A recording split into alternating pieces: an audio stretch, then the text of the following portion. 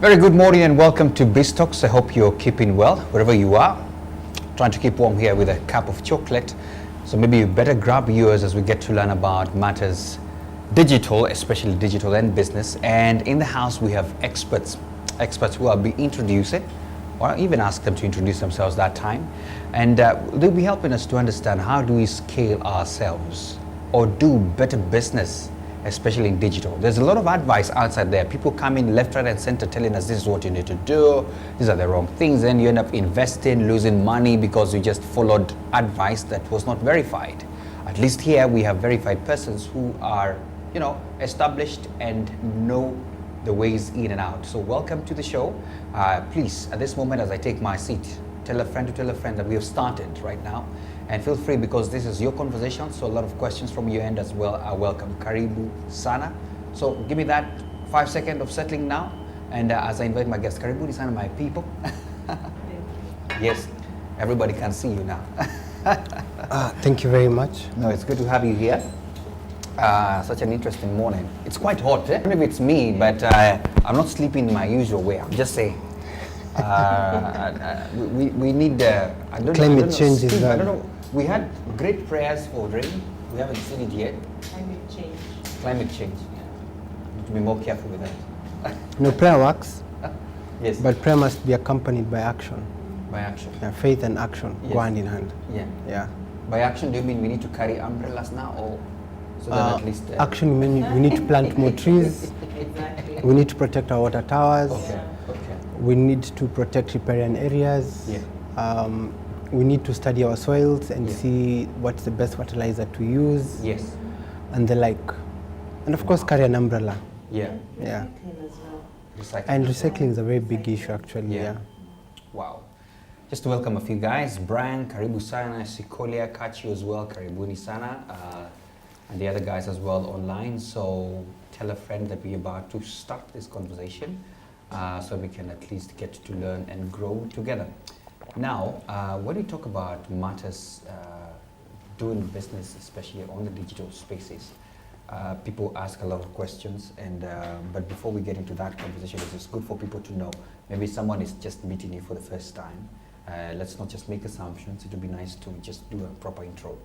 And how I like asking is when people look at you and ask you who you are, how do you define yourself? I'm going to start with you. I didn't even call your name because you're supposed to introduce yourself. Thank you very much for the opportunity. My name is Steve Biko Wafula. Sure. I'm a lawyer, Yeah. entrepreneur, reluctant politician, social media enthusiast. And I'm all over the place: media, manufacturing, research, and above all, a Kenyan. I actually didn't know you were a lawyer. That's good. But welcome to the show. There you have. My name is Julian Kamau. I'm a journalist, a media trainer, and a digital strategist. Wow. Are you based somewhere? Currently based at the Nation Media Group as a project and digital lead. Okay. Yeah. Great. I don't know what are your quick thoughts right now, even before we get to the structured conversation about this whole aspect of there's a great shift that we are seeing. And I think the latest statistics have already said it, that even advertising revenues and all that are moving big time to the digital side. And lots of businesses coming up.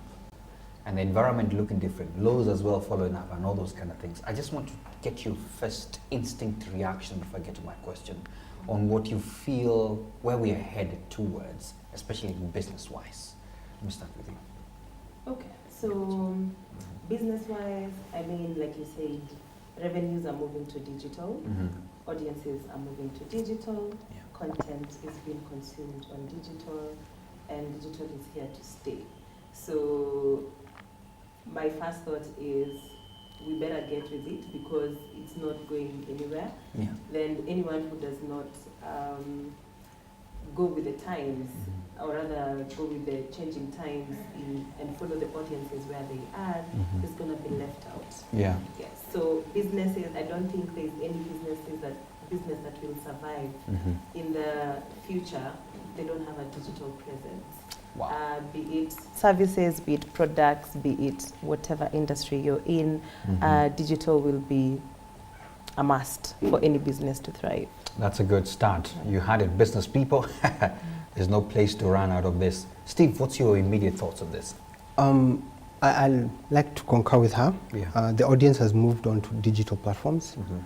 Unfortunately, corporates, brands, and the laws are still trying to catch up. Yeah. And that's the biggest disconnect that we're seeing. And that's why you're seeing countries, especially in East Africa, are actually struggling in terms of continuation. Many companies in media are actually shutting down because they've not been able to transition with where the audience is. Yeah. And the audience is actually fully 100% on social media platforms, on digital, on the internet. I don't remember the last time I had anyone saying they bought a newspaper. If you look at the trends in South Africa or Nigeria, a good example is the concluded Nigerian elections. Everything was on digital. Yeah. Even the elected president-elect Tinubu had his first comment was on social media and digital, and why he doesn't trust it. Yeah. So we have a very serious disconnect where the leaders, the owners of capital, are still confused on what to do. Do they stick with traditional media, or do they move? And then you're having an audience that has multiple options, and then you've got a new workforce that are pushing capital owners to move advertisements and engagements onto digital platforms. Globally, digital business is a $100 billion USD industry, and in Africa it's around 12 billion. In Kenya, you're looking at 1 B USD. Yeah. But we're just tapping the surface. And as she puts it, there's a lot that needs to move. Legislation is behind. Education curriculum is behind. Most of us have been, groping the darkness, trying to find out what fits where. So in terms of education, labor, there's a disconnect. Legislation, for example, laws in Kenya say that if you want to advertise something, you have to do it on the traditional media. So we need legislation to actually factor in the relevance and the importance of digital. And that's what the problem is. So brands need to move, legislation needs to move, education curriculum needs to move. Wow. Yes. That's quite a mouthful, my goodness. And in fact, there will be a lot of questions to ask on that. And just to alert our viewers who've just joined us in, we are talking matters digital for business. And we have amazing panelists that have joined us. And it's going to be an amazing way of talking. So if you could, at this particular moment, click on that share button, let people know that we are having this conversation so that at least we can flow and, get to learn from each other. Now, I don't know, what are your questions? What has been your experience, especially when it comes to matters doing business and digital?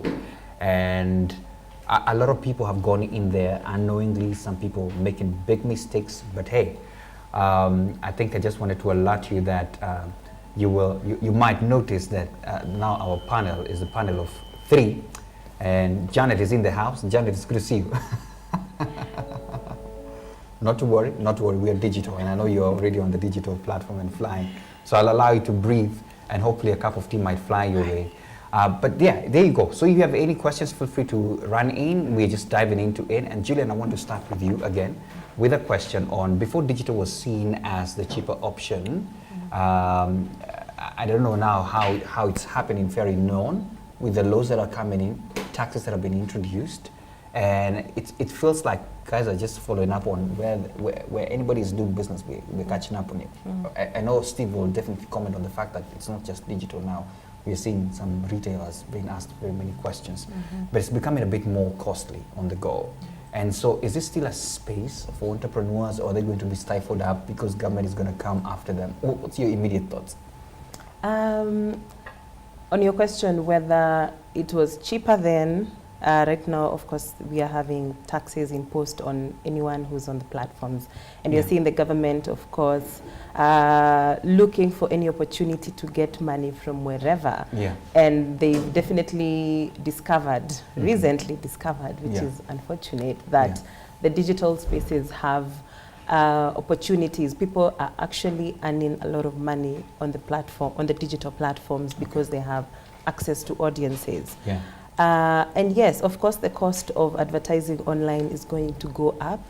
I think recently we saw Facebook is now, initially you do a campaign on social media, paid campaigns on Facebook, on Instagram, and you'd not be taxed. Right now there's a whole amount that's being taxed when you do your campaigns online. Wow. So you can be sure that that cost is going to be passed on Yeah. to entrepreneurs and people who are trying to advertise their businesses on the social media platforms. And also when it comes to Google, there are conversations that will have to be had in terms of the big company, the big tech company, big Yeah. tech, and how they are leveraging on audiences using other people's content or other people's platforms and what they contribute to the economy. Yeah. So that's a conversation that is definitely has started, but we will see the cost of advertising on digital definitely go up.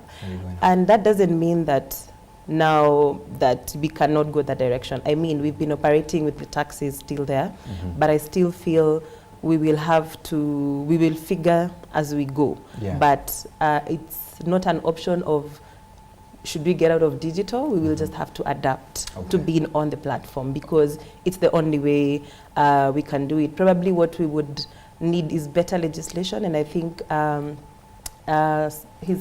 Steve has mentioned that the legislation is still very behind, and they're doing a lot of groping in the dark. They don't even know how digital works. They don't even know how they're going to charge that. So yeah, cost is going to go up. Wow. Steve, I know you have some thoughts on that, and I would like to understand as well from your end is because we see as well on top of that people, because it's as easy on your phone, you know, you've posted something, I'm selling this, and there's already an option, do you want to boost, you know, and it's a click and then boom, and then some money just disappears and you're hoping that some miracles are going to happen. So people are jumping in without knowing, and some are frustrated and saying this thing doesn't work. I don't know, all those thoughts now thrown to you, Steve. What's your comment on that? I think first, I mean, every generation has its own way of doing business. Yeah. It's our time to use digital. I think growing up, it was TV, traditional TV, newspaper, radio. Yeah. Radio was king for a very long time. Yeah. But for now, it's digital. The phone has actually been able to amalgamate over 60 items into one gadget. So whether we like it or not, digital is the way to go. Absolutely. The problem comes in the fact that laws are behind, because now I go out, I look for work, and then Kare comes and takes the money, and they don't know how to be able to get the work. So the issue is not about paying taxes. The issue is what value am I getting when I pay my taxes now? Because as she's put it, Facebook was very cheap. 500 shillings, you'll be able to boost an article for a couple of days.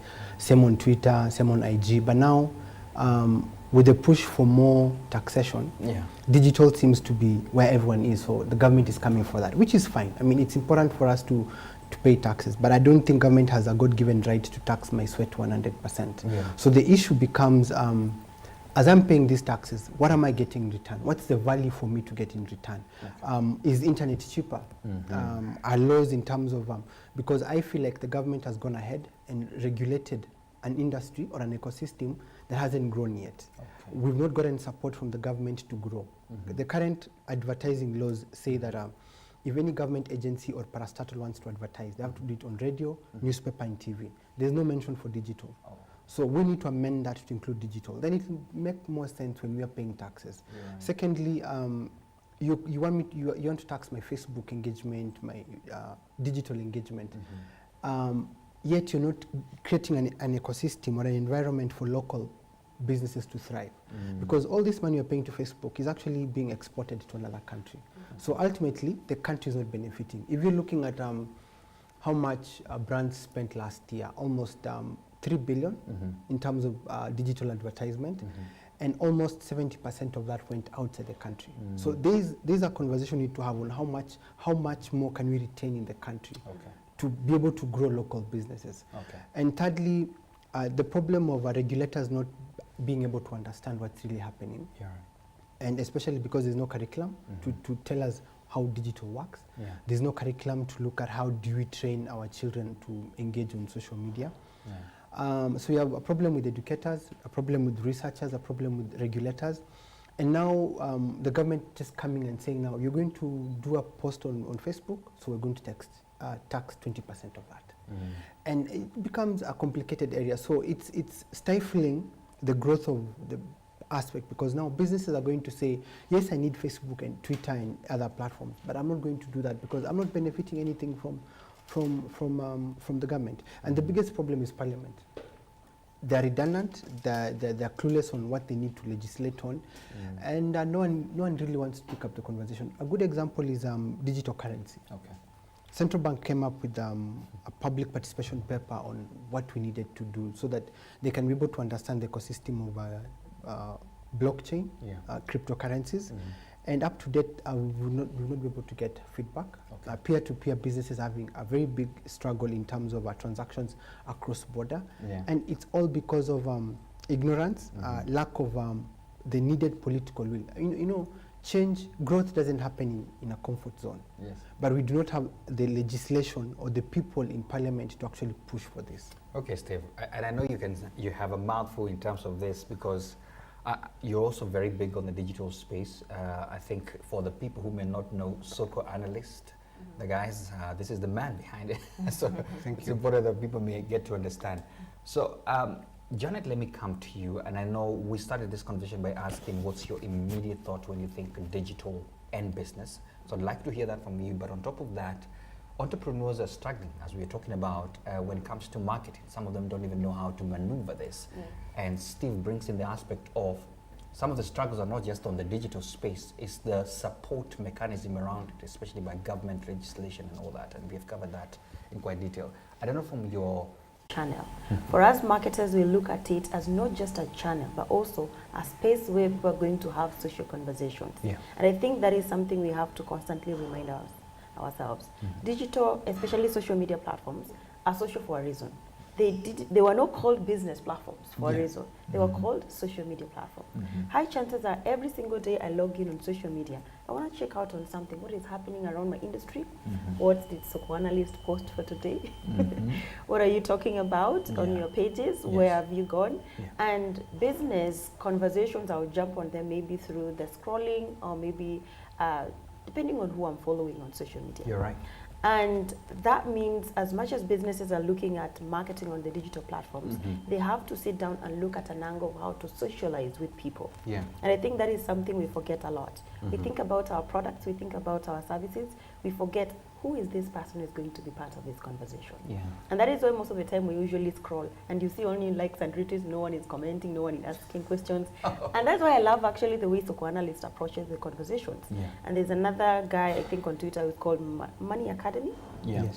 The way he brings out the conversation, be like, wow, so that happened. But when, from a business perspective, they only see a poster. They will see, you know, I need to make this, have our logos, have our colors and all that. But when it comes to people, people don't want that. So I think in terms of rethinking how we do marketing from the business point of view, we need to look for a way we can share authentic conversations. And that means conversations that don't have to splatter everywhere. This is our logo, these are our brand colors, and this is what we represent. Sometimes you just have to step away from the elements and step into the personalities of people. And also the conversations, not the authenticity itself.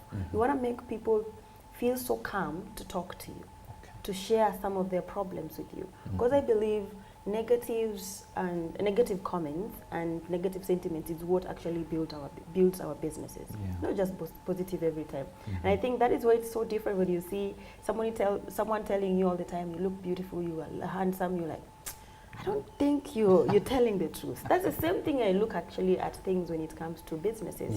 You don't have to look at the positive all the time.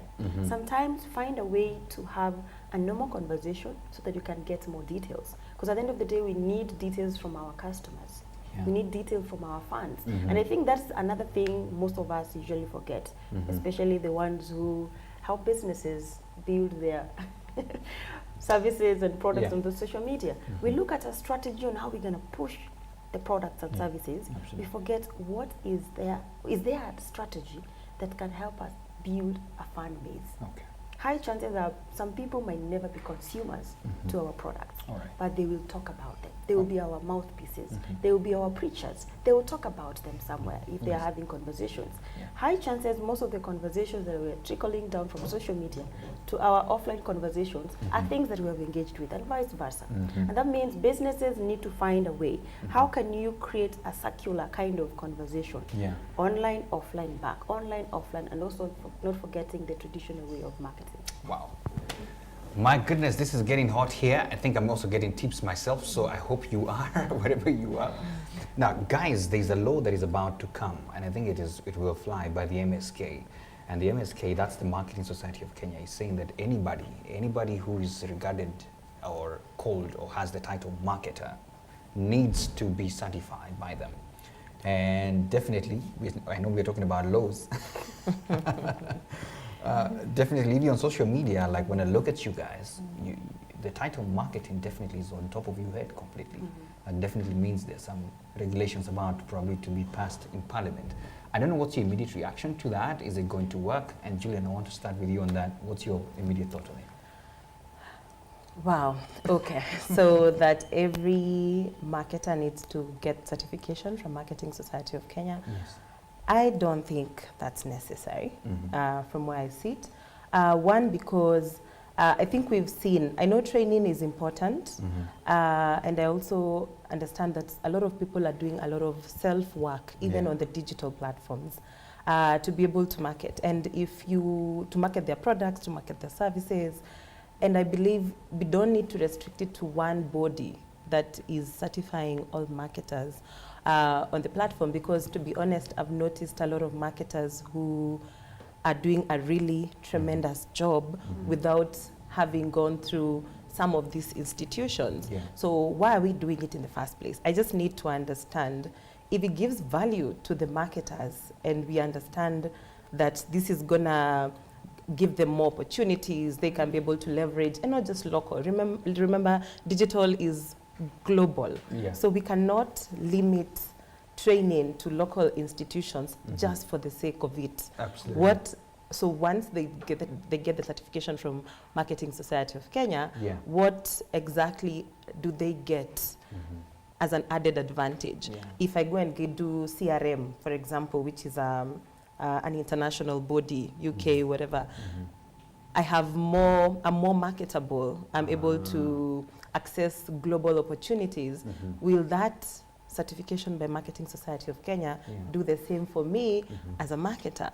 So we also need to come from an angle of, do we just want people to do things just because? Or is there value behind some of these decisions? Okay. For me, I don't really care who certifies marketers. I just need to know what value does it add to the marketer, because it's going to take their time, it's going to get their money, it's going to take what value, tangible value, does it add to the marketer. Training is important, but let's do it with a purpose behind it. Okay. Yeah. Wow. I would have rushed to Steve, but I know he has a mouthful on that. Let me start with you, Janet. I don't know, what are your immediate thoughts on that? What's your take on this?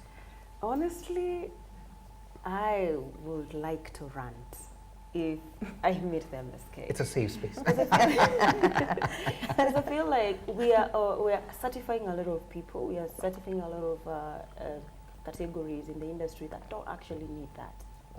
As Julian said, there's no reason for you to certify me yet I'm not getting money. What if I get certified and then I don't know how to actually get a business? Yeah. How is it going to help me? Yeah. At the end of the day, what I feel we might need from them is the training first, and secondly, maybe a way like we should conduct ourselves as marketers on the digital platforms. Yeah. I think that is what we miss in the society. How can we get the right ways we can go through our marketing, how we can hold ourselves accountable on some of the things, not really being certified. Because if you look at the marketing industry in Kenya for the past 5 years, and I feel like that's the time people have really grown on the digital space, so many people have realized the importance of actually being a professional person, with or without a certification. Yeah. And that is something we have to now look at. How can we make people think of marketing in the digital space as a long-term profession, other than just something they do for 2 years, just because they want money, now they go wrong. They go cloud chasing and everything. Yeah. And then after 2 years, now the other people in the industry look at us like, you are jokers. You marketers are jokers. You need to be certified. You need to be regulated and all that. Yeah. And I think that is what we need. We need a way we can build role models. We need a way we can build people who can be guiders to the others who are growing up, so that they can look at marketing as a profession in the digital space. As a profession you can do, not just a part-time, because most of the people are actually looking at digital as a space where they can get extra money. But there are some of us who actually have put our sweat and everything every into single it. day. So we don't have to joke about that. So what we need is a way to bring up these already role models, and people want to be part of it, so they can guide the rest. All right. So a code of conduct will really do Okay. certification. Steve, my question to you is this. Do we have enough laws? Do we still need this? And what are your immediate thoughts? I think first we need to just let the space to grow. Let the space let the space grow, like what happened to the mobile money ecosystem. Yeah. Let it grow, because there is marketing and there is communication. I'm a lawyer by profession. Yes. So do I have to go to school to learn communication, then come back, go to school and marketing for me to be able to do what I'm doing online? And social media has brought marketing and communication together.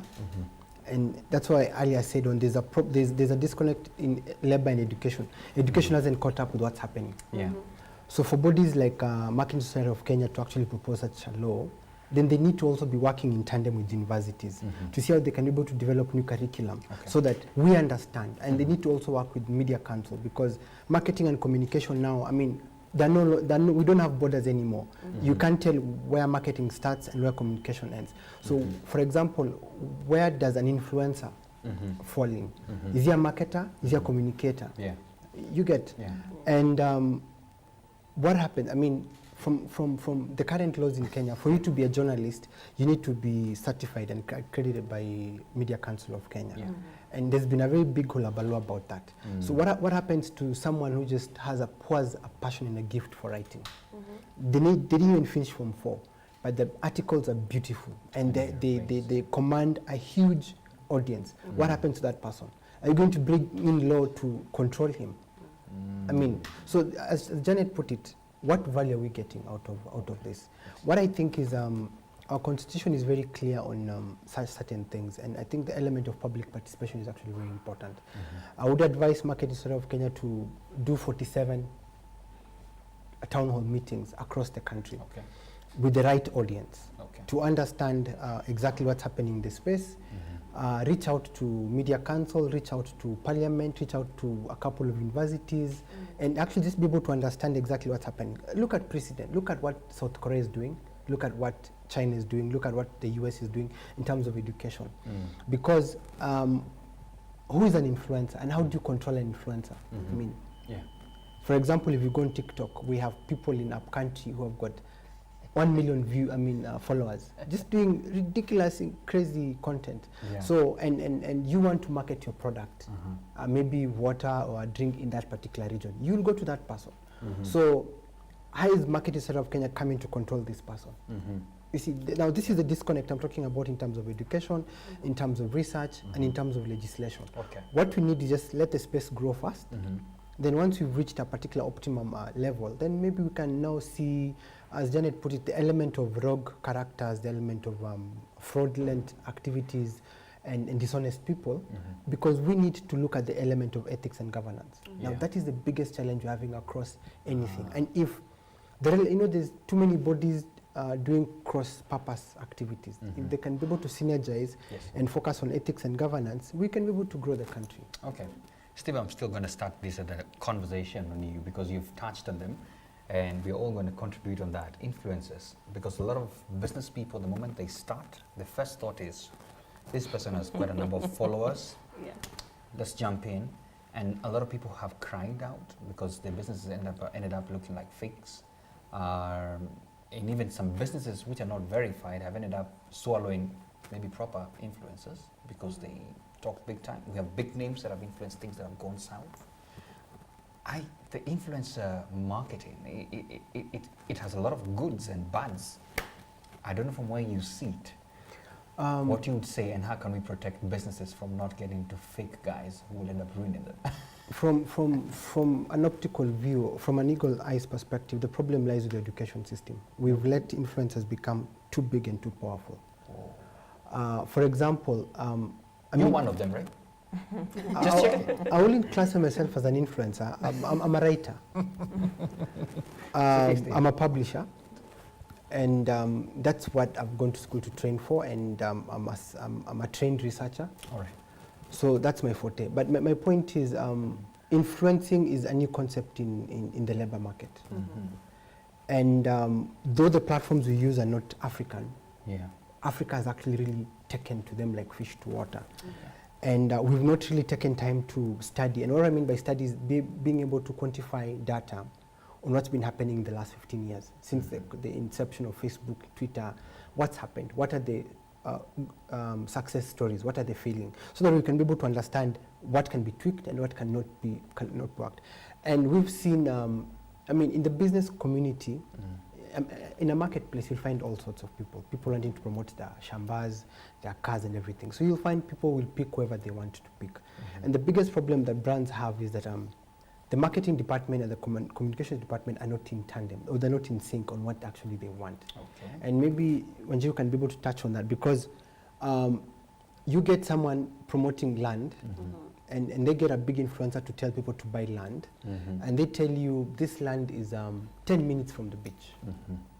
You know, it's very beautiful place, road network, telephone, hospitals, and they get the influencer to actually do a video on it, and the influencer doesn't go on the ground. Just sit somewhere, you create a video and you post it, and people buy. And then when reality comes out, it's a fake story. So one thing that I've learned in the influencing ecosystem is that instead of looking at the number of people someone has, how many followers, look at the content. How verifiable is the content? How true is the content?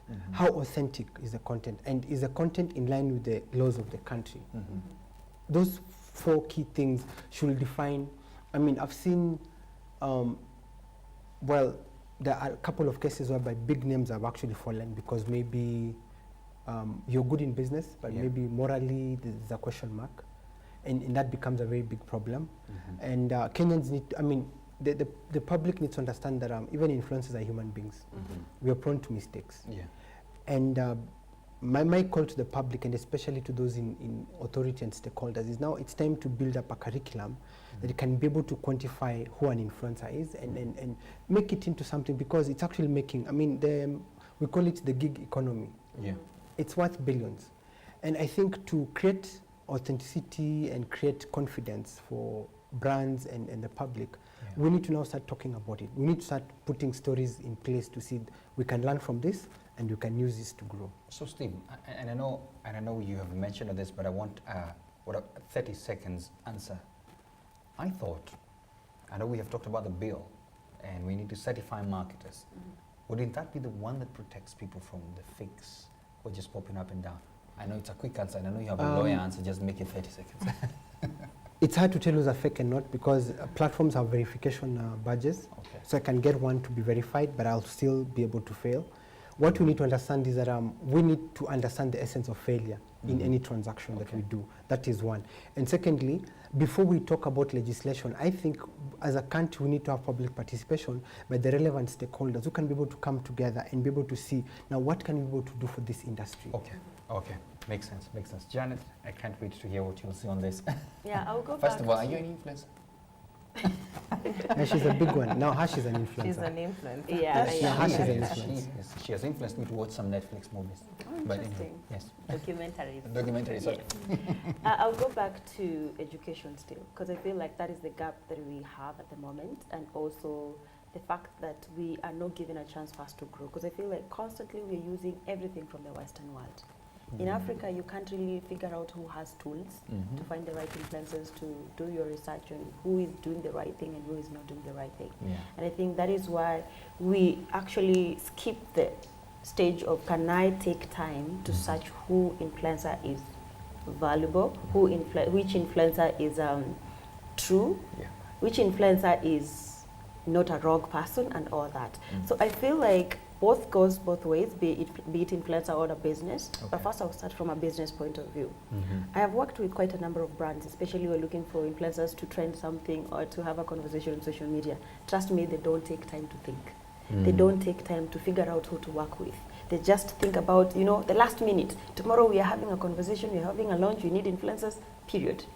They don't want to care what you are going to, how long you are going to take to find these influencers. If they are going to check on these influencers to see if they are in line with their business, they just want it to trend.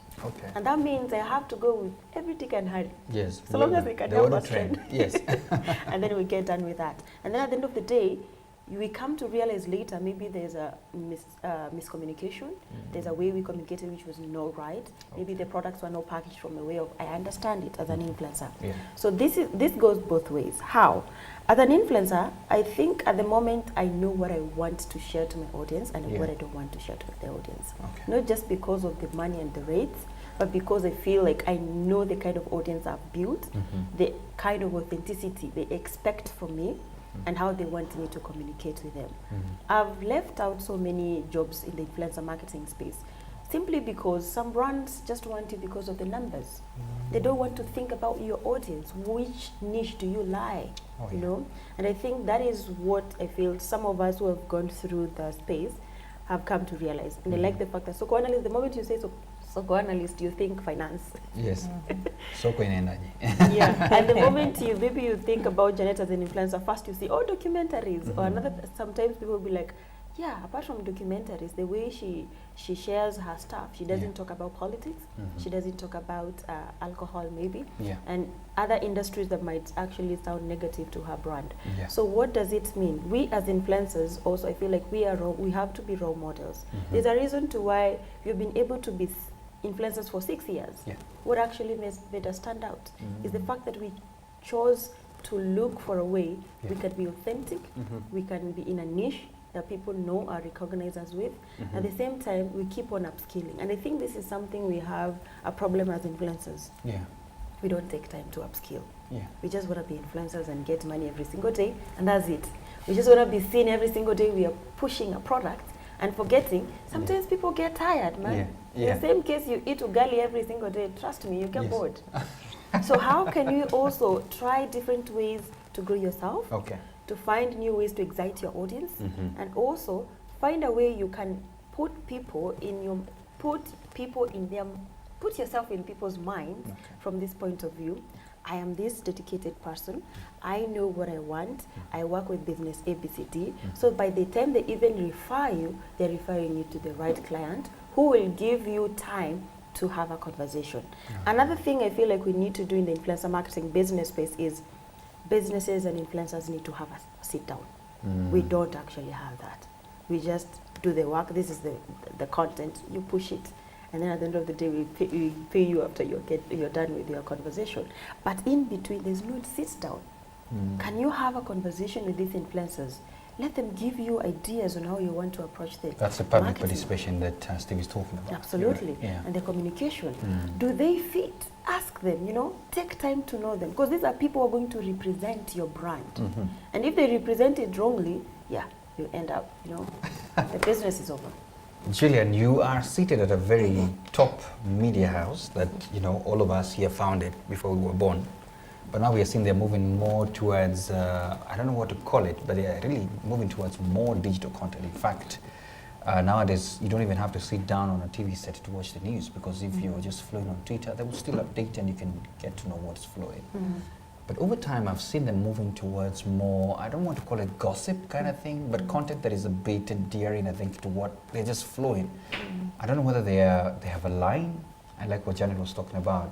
Do they have a niche? Or are they just moving left, right, and center?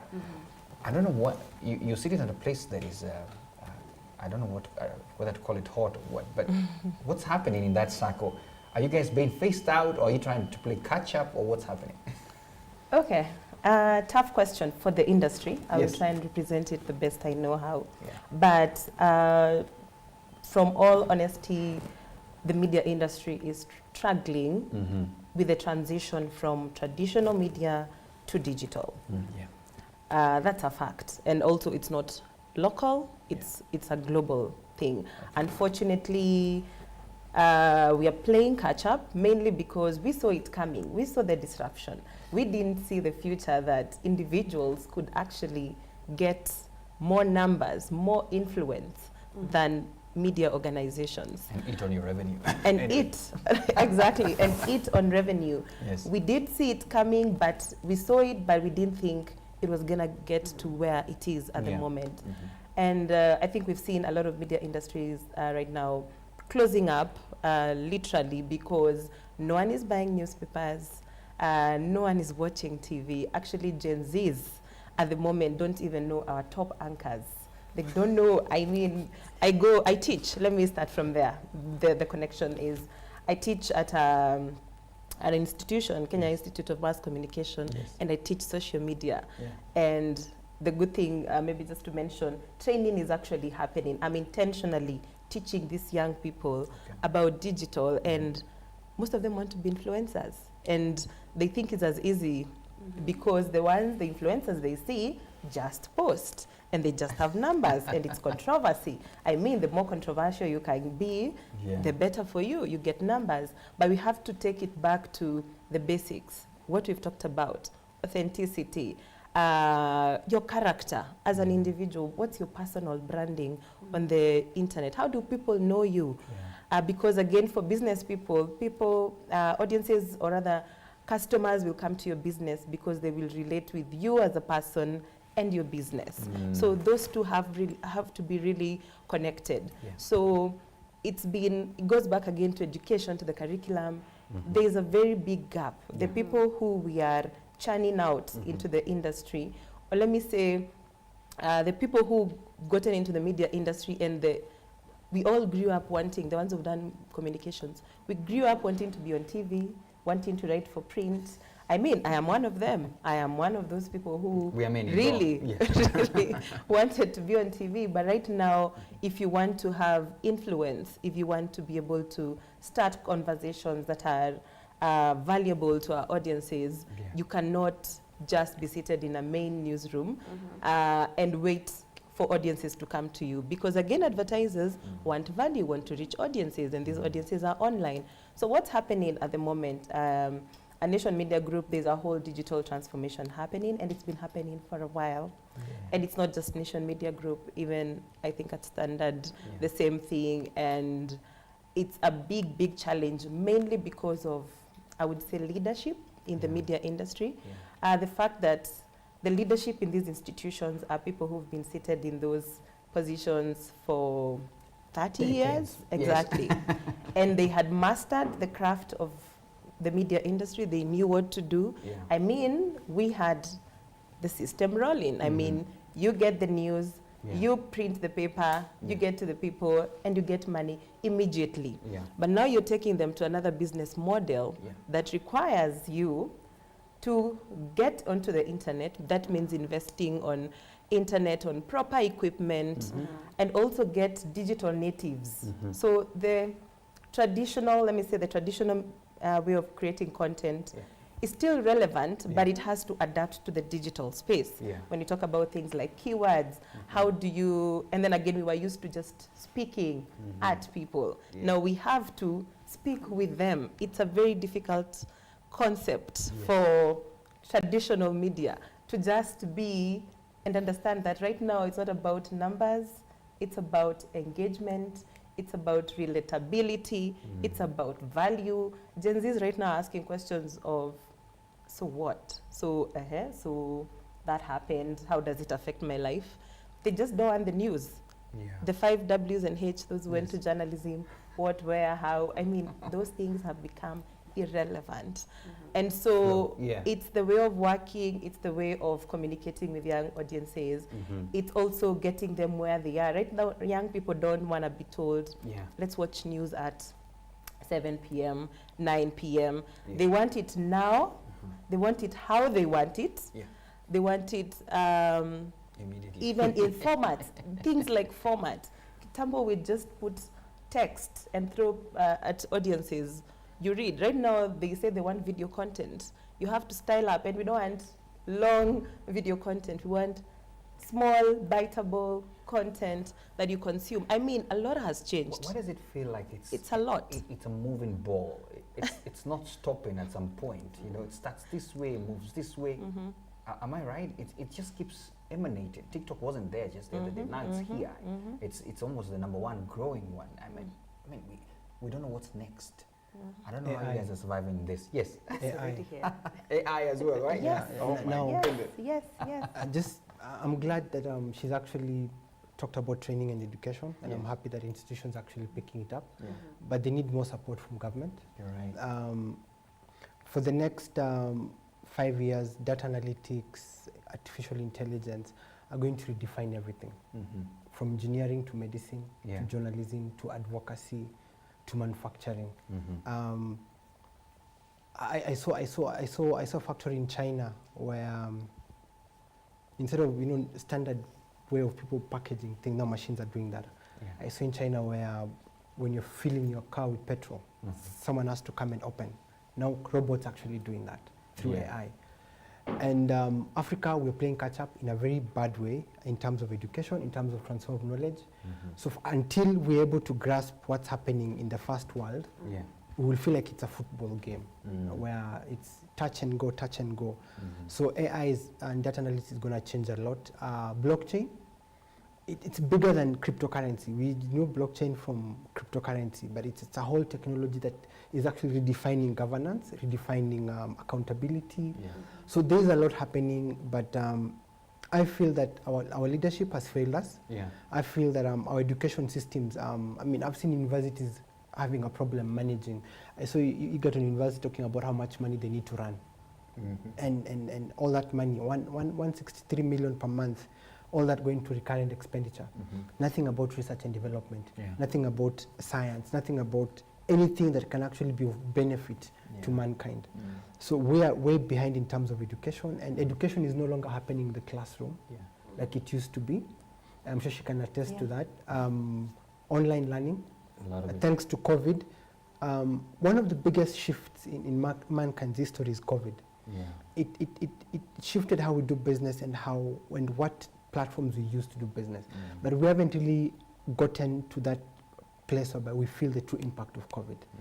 And in terms of how we're going to relate to one another, how we get treated. Now you have a watch that can tell you your heartbeat, if your blood is clean or not, if you're getting a heart attack.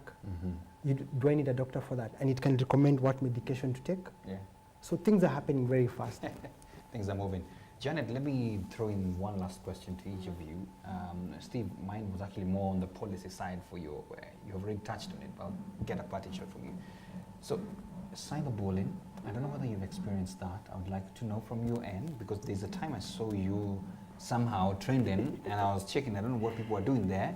Is it harder for women online? And the reason why I'm asking that is because of what we were celebrating yesterday, International Women's Day. So I'm getting to a conversation there. How has it been on your end? Wow, that's a very heavy question. Oh yeah, I feel like every lady on social media in one way or the other has actually gone through cyberbullying. Wow. Because when I was starting, I would say digital is a male-dominated world. And for women, sometimes you might not be able to be there because maybe we have a lot of other things that we are doing, a lot of other duties and activities we are taking care of offline. And now coming on the digital space, sometimes people just look at us as beauty people. Oh, you're beautiful, you're amazing. They just don't think beyond. We can also give ideas. We can share brilliant ways to do things. We can have conversations that are actually going to change your life on how you think. At first, when I was starting on social media, it was very hard to go through the waters of, I'm a lady. And especially on Twitter. Most of the people don't like Twitter because they think Twitter is a trolling space. It's I know of organizations that said we're not getting into this platform. Interesting. So I think the first time actually I got that, because you get someone who's saying something, you're like, wow, do you really know me? Have you really gone through my life? Do you know what I go through every single day? And I think the first thing I say, for me I was so privileged because I was in the media space. And I like the fact that I watched Andrea Julian. She actually was among the first people who guided me through the journey of digital marketing, because I didn't know how to do social media in the first place. So being in the media space also gave me that confidence. But sometimes as much as you can say you have confidence, wait until someone says something wrong about you. You'll feel it. You'll feel it. So at first I used to I just let it get into me, let me cry out, look for a person to talk to, and then once I'm done, I go back. And I think one thing that stood out for me a lot is resilience. And something that helped me a lot is also the group of people that I had. They will tell you, okay, you've gone through this, now dust yourself. They have seen you, go back, do something better. And through that, I have been able to build myself from a point of view. Even if you bully me, I'll feel it, but not too much. The way I used to, like for long hours.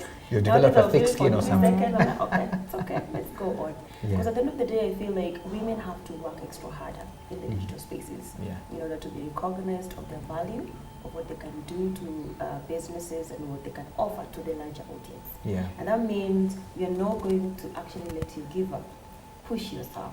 As much as people will push you down, find a way to push yourself harder. Mm. And one thing that will actually give you a chance to stand out there is to find your tribe. And I think that's the most amazing thing that happened on social media. Find your tribe. In 2016, when I was starting social media, there were no communities. Right now, we have so many communities, so many niches you can jump in and be part of the conversations, where you feel like these are my people, they understand me, they can't troll me. Yeah. We are here for knowledge, we're here for sharing, we're here for experience. Mm. Cyberbullying has changed over time, I feel like. It has changed for the good and for the bad. There are people nowadays, you don't know if they are undergoing mental problems, mental health issues, depression and all that. So you just come on social media to pour all the frustrations. And I think this is what individuals who are building themselves on the digital space, especially women, need to look at. There are people on social media who are never your friends, you never grew up with them, they are not your sisters and they are not your brothers. These are just people you came across on the digital space and you're there building something. What is your goal at the end of the day? Yeah. Is your goal feeding these cyber bullies? Is your goal building yourself to be actually a thought leader in this space? Because actually growing from the stage of I'm just an influencer to becoming a thought leader and an expert in a space takes a lot.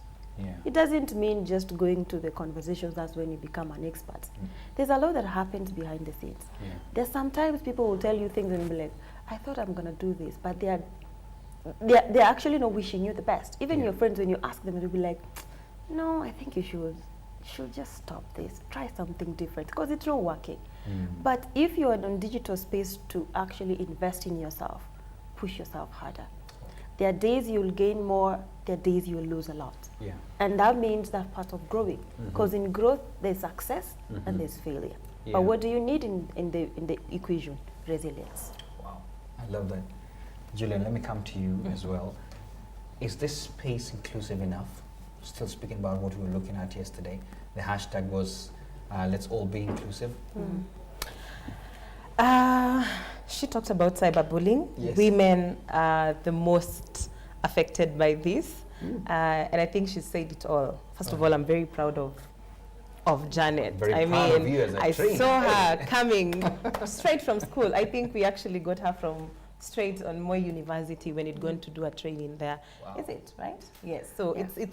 it's really fulfilling to see people who you've seen grow all the way to here. So yeah, I'm super proud. Yes. But I think back to your question, women have it rough on these internet streets because one, they're seen as, we've objectified women so much offline, and this has transitioned online. So it's very clear when you want to put a woman down, use her sexuality, how she looks, conversations, even politicians. A woman politician is trying to vie for a political seat, and they are trolled on their looks, on if they're married, if they have children. Those are the things that we've systemized to put down women on. So that's the culture. And what we are doing right now is we are training women on digital safety. This includes content creators, journalists, and people who are creating brands on their online platforms. So there's a whole curriculum on digital safety. How do you identify a troll? People don't even know what a troll is. Or rather, they don't know they're being trolled. They don't know they're being cyberbullied. And they also, once they realize that it's putting them down, it's making them feel some type of way, mainly women, they don't know how to deal with that. So again, what we're doing is giving them digital tools on how they can cope with this. And we're doing this with Media Council of Kenya. And before elections, we went around the country training content creators and mainly journalists. Because again, remember, journalists go through a rough time when once you cover a story about an influential person or a company, and then they're not happy with the coverage, they attack the company. And when they attack the company and they see that there's nothing coming out of it, they go for the individual. And that can destroy people's careers, esteem, make them disappear on the face of the internet. And just, we've seen people close down social media accounts. So, I mean, and women, then again, let's go back to how we've, regarding gadgets and digits on the International Women's Day aspect. Women have, or rather let me say parents, if you look at typical family, there's a boy and a girl. Boys are given access to the mobile phone a lot.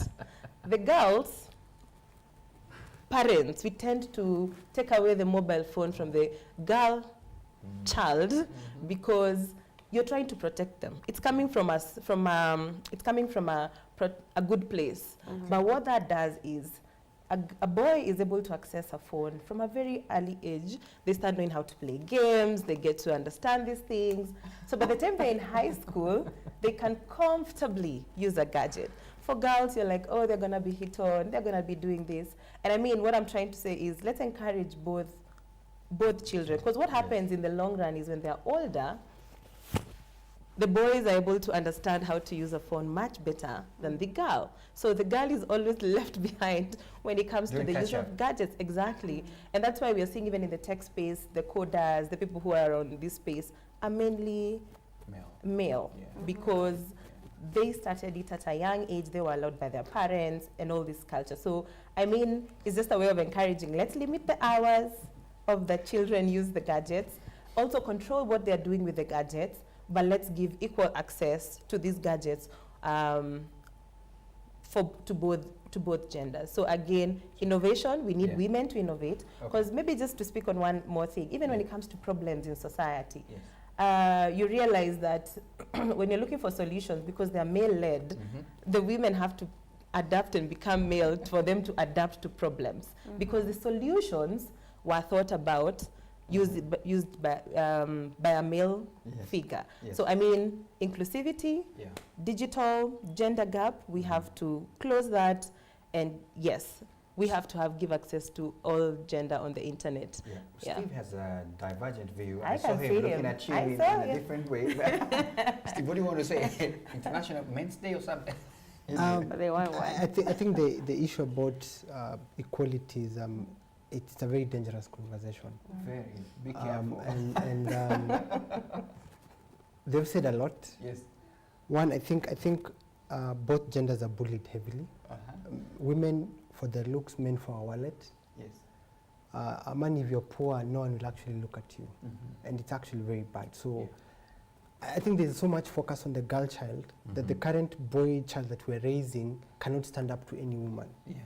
And I want to disagree with her in terms of solutions. I think solutions are not, the moment we start creating silos for choices we make. So, I mean, so I'm a leader here, so I'm making a decision that in the perspective of a man is okay. That's where we are going wrong. And I think there was a time in this country when women pushed for the girl child, and it was okay, because, I mean, they were way behind a lot, especially in terms of certain cultural practices. But we've reached a level whereby the internet is an equalizer. We get insulted, we get bullied in equal measure. And you've had your share as well. It's been bad. In terms of growth in the industry, there are more women coders. In the last 2 years, we've seen women coders in Nigeria, South Africa, and Kenya raising more money in the private equity in their startups. So there's a lot happening for the girl child. And I think one of the biggest things that we are forgetting is that women have pushed themselves to match the energy of a man. I mean, we cannot be on the same level. It's very difficult. We can't match the same energy. I mean, we are here to do different things. What we need to find is find a balance. And I think we found the balance in terms of equity, in terms of equality. So the issue is now to be able to just, how do we now correlate in that space? How do we relate to one another? How do we find issues and resolve the issues in the same voice, not from a gender parity aspect? Because now that's going to become a big problem. A good example is that when a man does something wrong, this culture of cancel culture, whereby the man will lose everything. A good example is what happened to this famous movie star and the ex-wife. Funny enough, I'm forgetting the name. For the longest time, we believed the girl. And he lost a lot of movie deals, and then when he sued, the truth came out. Even in Kenya, we've had the same. When you have a male boy child doing something wrong, and the issues are different. I don't want to mention names because I know some of the incidents are still in court.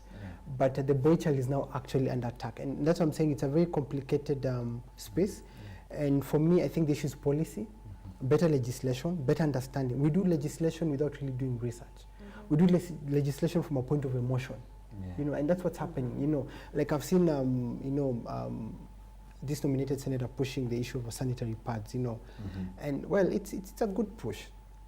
But what we need to do is have leaders who will understand the economic situation and push things for balance. As I'm pushing pads for the girl child, I need to push training for the boy child to respect a woman. The issue is respecting women. That we may not be equals, but I need to respect you and value your opinion. Your space ends where mine begins. Let me just rescue you here, because I'm on the gender side that you are. This is a dangerous route. One time I put up a debate with actually high school guys about equality is a myth that may never be achieved, and it was interesting to see how even these young people think. So I must say it's a continuous debate, but there's progress happening. You know, like how many governors do you have now who are women? How many women MPs? I mean, for me now, I feel like yes, being a man first have to work twice the energy to meet her. We were going for business deal. In Nairobi, in Kenya, 90% of the leaders in the marketing world and brand world are women. So if we're pitching to the same client, I have to do 7 times more what she will do. Steve, you're going to make Janet get out her statistics as well. I have data. No, there are more women. Let's look at the big brands. Safaricom, EABL, Nation. I mean, all the top key leadership in PR, in marketing, in brand management are women. And it's good. I mean, women are naturals and they know how to build things. It's okay. It's understandable. All I'm saying is it's now time to focus on both the boy child and the girl child at the same level. Oh, at the same level. Yes. Well, I'm happy. I mean, we are seeing even, I think the deputy president's wife has started something, the boy child, all those kind of things. Don't get me there. Leave politics out. Don't say anything on that. Let me get to some questions the guys are sending. One of it is, brands are feeling like they need to be on every platform. Is that so? I don't know, Janet, what do you have to say about that? Brands need to be on a platform they feel are right for their products and right for their audiences. And having said that, it's okay to be on all the platforms, but choose at least 2 or 3 that are going to be your strongholds, where your customers are maybe for customer service, maybe another one for selling, and another one for engagement in terms of sharing your industry news and what has been happening in your brand. Okay. Biko, let me throw this to you, Steve. There is a question on digital inclusion. Are rural people still disadvantaged, and what do you suggest should be done? No. That's what I was saying. We need equality for both because during the election, let me use the election as a good example. Yes. So I come from Western Kenya. So just walking home, talking to Bodas, and this Boda is looking at his phone and he's saying, looking at the news trending. I think people in the rural side are not left behind, especially on Facebook and TikTok. They're very big on it. Twitter is a bit elite, but YouTube, Facebook, they're more in sync. Like now, we're seeing the government and development partners using Facebook to talk to farmers. And we have feature phones. I mean, a phone for 3,000, 2,500 actually being able to access Facebook. So there's one thing I like about Kenya is that there's digital inclusion for everyone. I mean, across all cadres in terms of social strata and financial aspect. And I mean, as Janet put it, so Twitter it's a serious market. It's like a wrestling match. But the other platforms are a bit more, and they're communities. Platforms that push for communities engagement, like Facebook and TikTok. You'll find people, I mean, across all cadres, teachers, farmers, Can I add something on that still question? Like they're saying, like we have bandwidth and the government pushing for connectivity, but what about people in the rural areas? What policy interventions are needed to ensure that they are also included in the digital transformation? I think it's just that. So now, one of the interesting things that this government has done is making sure that every key market has internet. And I went out to just prove it. Okay. So Chole Market is the second biggest fresh market for fresh produce in the country. So I was there. And people, I mean, there was bandwidth, there was free Wi-Fi, and so you're able to access basic platforms. When you go interior towards the border, where it's very difficult to get network from either country, platforms have what you call light, L-I-T-E aspect, so you're able to get now news, I mean brief news. So I like what the government is doing in terms of making sure that every market center or major town you can get free Wi-Fi. So they're also doing this at the marginalized areas? Yes, in fact, the Ministry of ICT is actually pushing for that. That's the one thing that I've seen happening. And you can go out and actually try it. Go to Sokomjinga here at, just in Kiambu on your way to Naivasha. You'll find farmers on Facebook at 3 in the morning trying to order things using the government given bandwidth. And now the government has its own using telecom. They've laid bandwidth across the country, and it's actually working. Wow. Yes. Wow. So in terms of policy, that's there. Julian, I would like you to weigh in on that as well. Those two questions, but I think that one has been well covered. But this one for brands getting in, I think it was, do we need to be on each platform? I think Janet has said look for the platform that fits in. Is that the case as well? I'm asking you because you are in charge of a very big brand. What are you finding yourselves doing in terms of choice? I'd go back to how I advise guys to do this is, one, who's your target audience? When you're clear on who your target audience is, now find what will determine what platforms you end up being is on who your target audience is. So if I realize that Gen Z are my target audience, so find out where are these Gen Zs? Are they on Facebook? I can guarantee you they are not on Facebook. Are they on Twitter? How many of them are there? And when they are there, what exactly do they do there? Because I think even for us, look at how you consume content yourself. There's a place you go when you want entertainment. There's a place when you go when you want professionalism, you want to know things to do with the industry. And there's a place where you go just to chat. So think about it in that way. Who's your target audience? Where are they? Which platforms are they on? Then be there.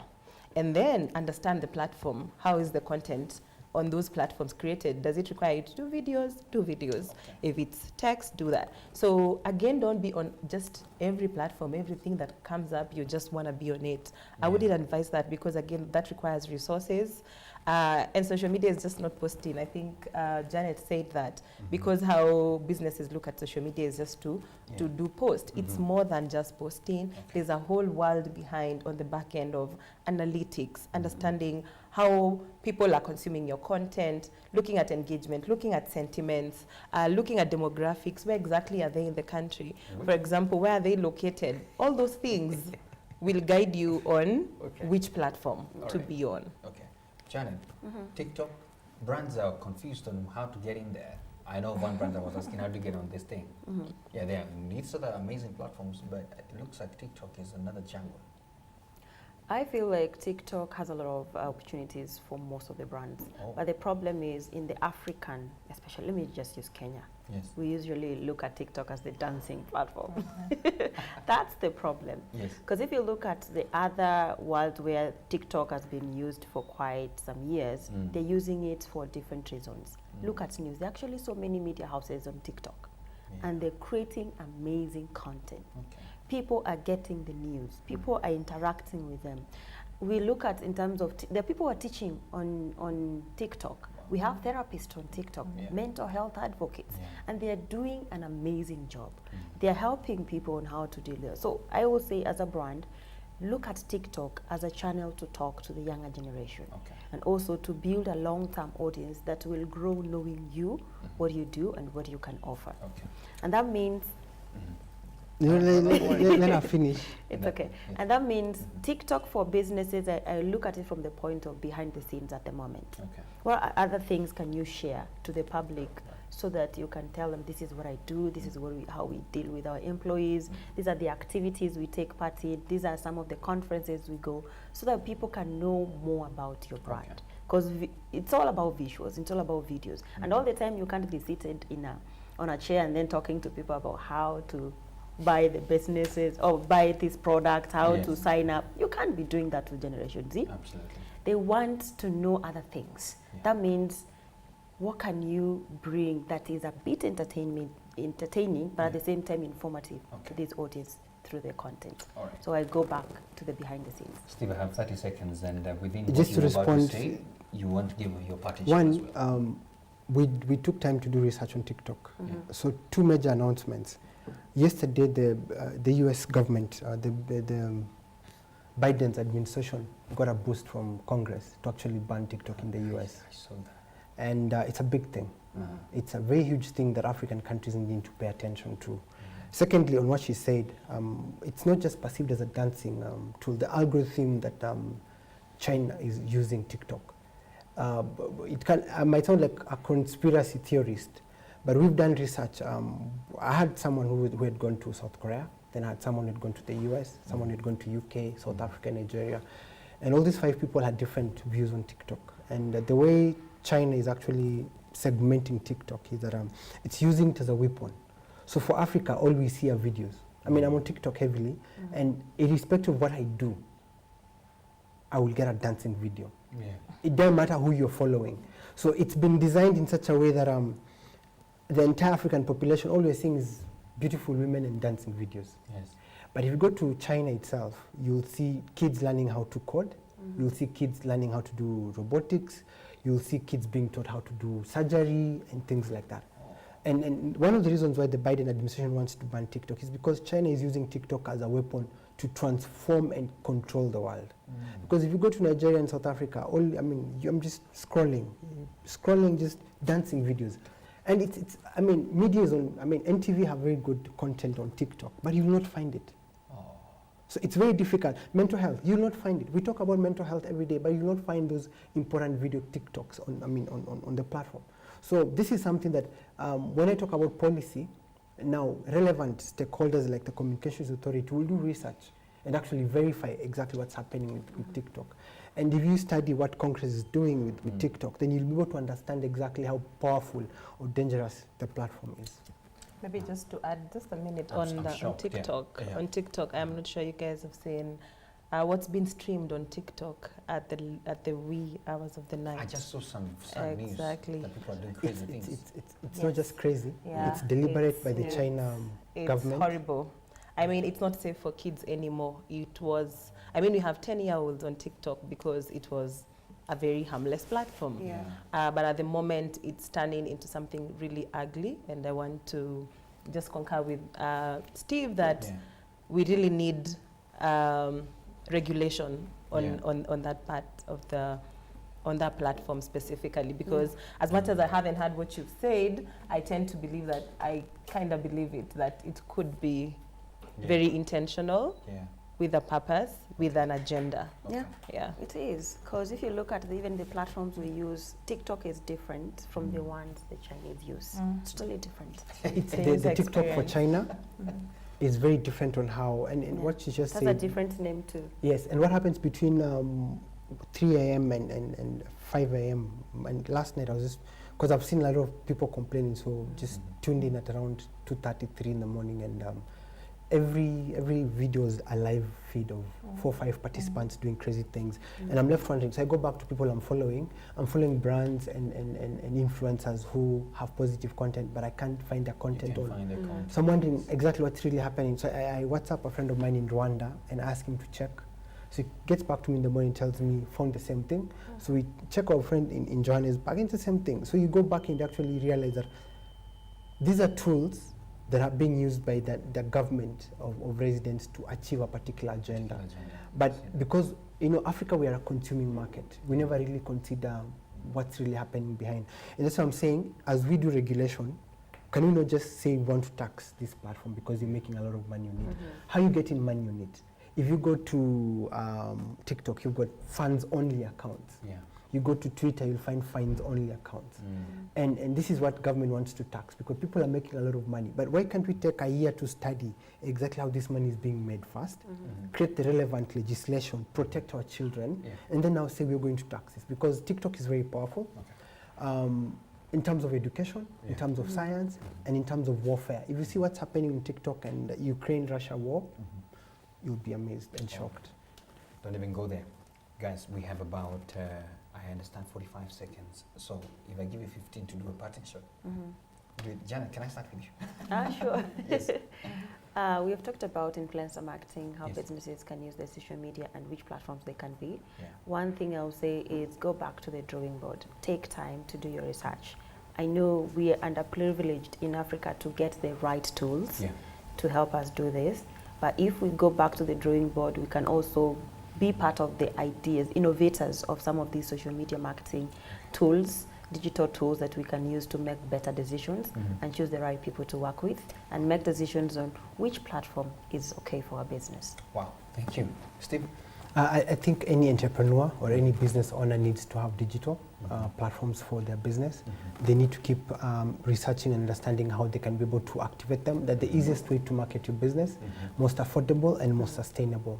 So I will encourage anyone in business to actually take advantage, and you can also get self-help platforms, self-help apps, and how to manage your issues, whether good or bad.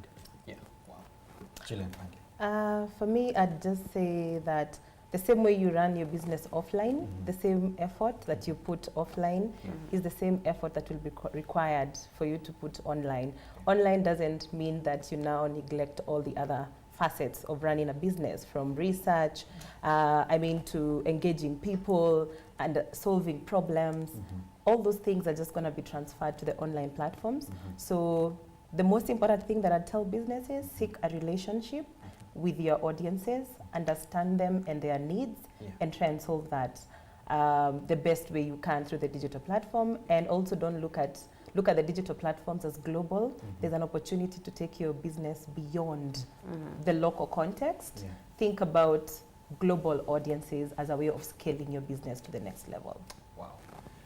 Guys, I want to appreciate you, first of all, our panelists, for coming. This has been very insightful. I want to apologize to our viewers. I know I normally ask a lot of your questions, giving you like 15 minutes of your questions, but today it was too deep, if you understand. We needed to get what they're talking about. Zele, I'll read your comment from Facebook. You said this, that it's always been about, I think it was a gender issue. The society has been built with a male perspective in mind, and now it's the time that we are playing catch up on either side of the spectrum. Women have to catch up and be like men to be treated properly. I mean, there's ladies who have male alliances to achieve anything, especially online. I think you get what she's trying to say, that there's a whole balance of conversation. Thanks so much, Zeli. And just to appreciate you for your time and for tuning in.